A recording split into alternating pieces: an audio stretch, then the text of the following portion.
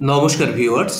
তো চলুন শুরু করা যাক শ্রীমদ্ ভগবদ্গীতা যথাযথের কর্মসন্ন্যাস যুগের পরবর্তী অংশ। আজকে শ্লোক ৭। যোগযুক্ত বিশুদ্ধাত্মা বিজিতাত্মা জিতেন্দ্রিয় সর্বভূতাত্মভূতাত্মা কুর্বন্নপি ন লিপ্যতে। নিষ্কাম কর্মযোগে যুক্ত বিশুদ্ধ বুদ্ধি সম্পন্ন আত্মসংযত ও জিতেন্দ্রীয় আত্মা সকলের প্রিয় এবং অন্য সকলেরও তা প্রিয়। তিনি সব সময় কর্ম করেও তাতে লিপ্ত হন না।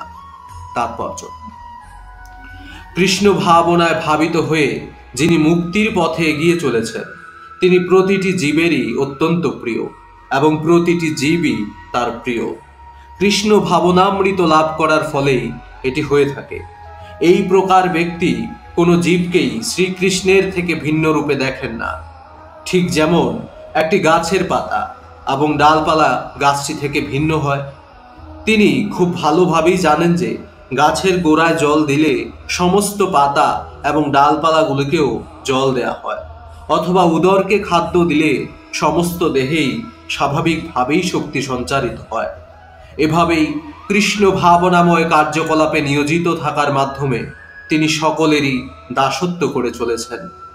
তাই তিনি সকলেরই প্রিয়। যেহেতু তার কার্যকলাপে সকলেই সন্তুষ্ট, তাই তার চেতনা পবিত্র। যেহেতু তার চেতনা পবিত্র, তাই তার মন সম্পূর্ণরূপে সংযত। আর তার চিত্ত সংযত হওয়ার ফলে তার ইন্দ্রিয়গুলোও সংযত। তার মন সর্বদাই ভগবান শ্রীকৃষ্ণের চরণে নিবদ্ধ।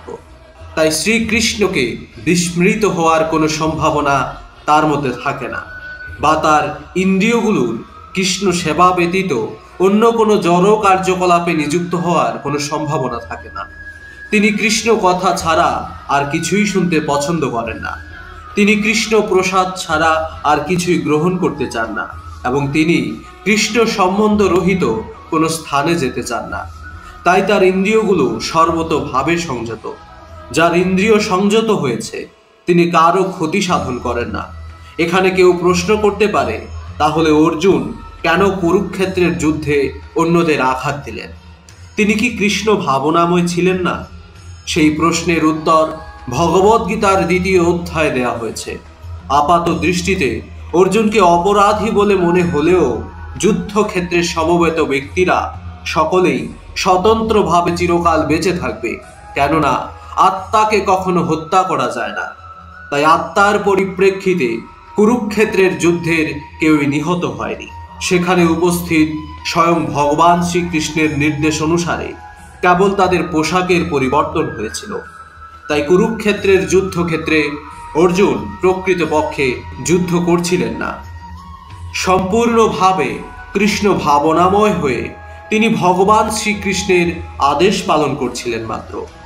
এই ধরনের ভগবত ভক্ত কোনো অবস্থাতেই কর্মবন্ধনে আবদ্ধ হন না।